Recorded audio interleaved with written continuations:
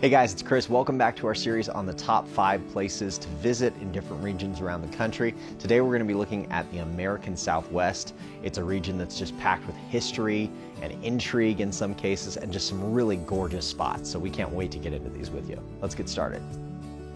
So the first stop on our list is going to be a personal favorite of mine. I've been to a lot of states, about 38, 39 of them.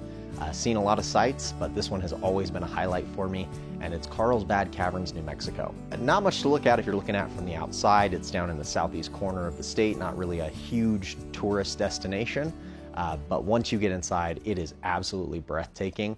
I always tell people it kind of looks like Jules Verne's Journey to the Center of the Earth was written with this place in mind. It's almost something out of a fantasy realm. It's so unique and incredible to look at. Not all of the caves are accessible to the public. There's about 119 of them, but only kind of the upper level ones are going to be available to tour and that kind of thing. A couple of highlights within the caves that you can visit are going to be the Big Room. It's about 400,000 square feet, hence its name. And it's actually the largest underground cavern in all of North America and the 32nd largest in the world. So it's got a lot of notoriety for that reason. There's also a place called the Mystery Room.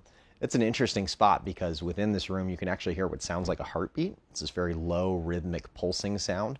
And even though all of the surrounding areas around this room have been mapped out and explored, you can't hear this sound anywhere else but in this room. So a lot of people who've studied it, they're still not sure where this sound comes from. There's also a large bat population that lives within the caverns. It's about 800,000 strong. And at night, you can actually watch them emerge from the caves at once. They've got an amphitheater that's actually set up specifically for viewing this event. It happens pretty much on a nightly basis, so if you get a chance to go, make sure you stick around towards dusk. It's really an incredible sight to see. There's a lot of camping that's available kind of towards the backcountry of the park, and then also in nearby Carlsbad, the city. So again, very worthwhile to visit it if you're ever kind of down in that southeastern portion of New Mexico. Make sure you get a chance to check this out. It's really incredible. Next up on our list is the International UFO Museum. This is also located in New Mexico, just a little further north in Roswell.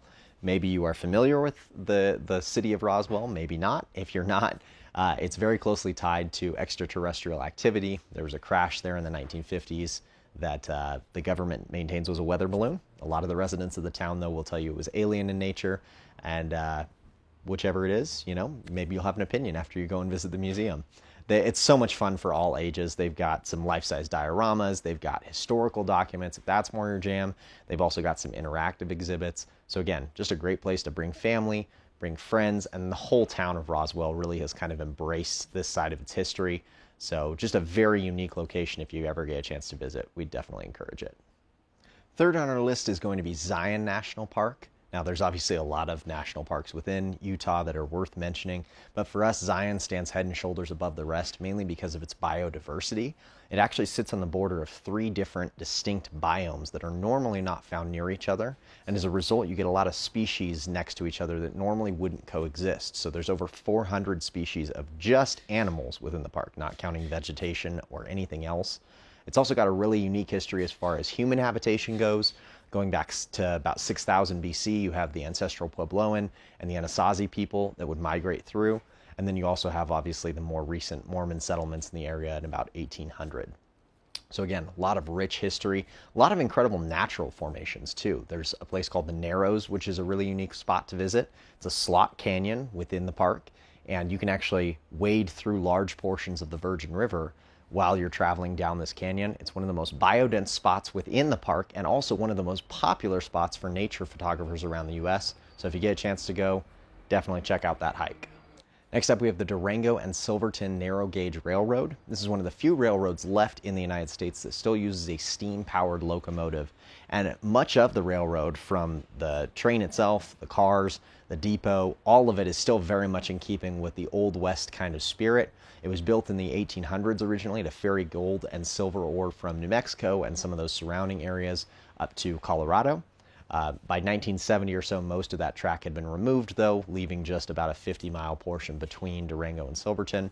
So it's really beautiful. It takes you through the scenic route of the kind of the Rocky Mountains there. So if you get a chance to go in fall, especially, just being from Colorado, that's the time to go. You get to see all the leaves kind of in their changing states. But the depots are also really cool. They're very much kind of kept in their original state without much in the way of modern updates.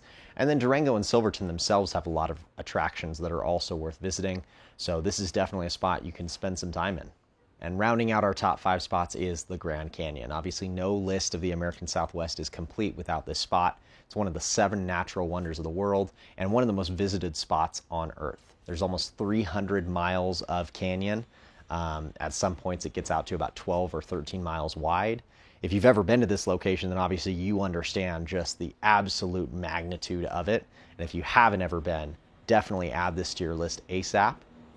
Just as a side note, one of the most popular and scenic spots in the entire canyon actually isn't located in the park itself. It's located just outside the park. It's called Horseshoe Bend. It's, again, a very photographed location. You've probably seen photos of it, but really worth visiting if you get the chance. And obviously, there's tons of camping throughout the park. You could spend a lot of time here. There's so many scenic overlooks, so many trails that you can visit.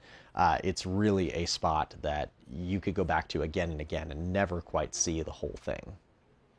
And then we've been doing this in most of our videos so far, and there's no reason to break tradition now. We're going to throw in a little bonus here at the end. So there's so many spots that could occupy this place.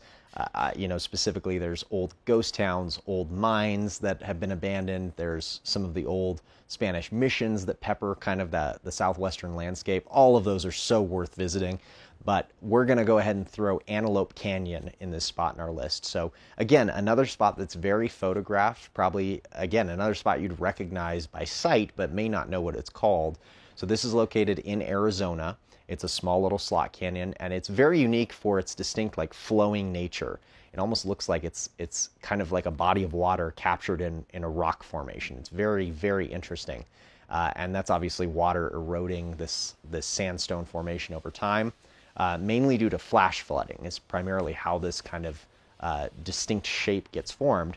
The canyon is only accessible via a guided tour. You have to take a guide with you, and the reason for that is, again, because of the flash flooding, there is actually water that still will move through these canyons at time to time and can very quickly sneak up on you. So during the monsoon season, they have to be very cognizant of that. So it's definitely a spot where when you go, you got to be aware of that risk. Even up until the past few years, there's isolated cases where that water will move through, and you got to be ready to kind of move out of the way, get to higher ground pretty quickly. So it does carry some inherent risk with it, but it is so worthwhile to go if you ever get the chance. It's just an absolutely gorgeous spot to visit, as are all of these places that we've looked at today.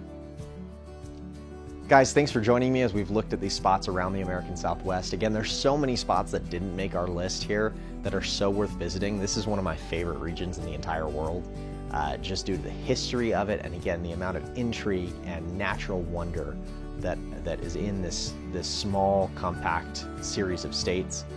If you get a chance to travel through any of the spots we mentioned or any others that we didn't, please tag us on social media. We love seeing examples of your guys' travels. We love kind of getting to live vicariously through those with you.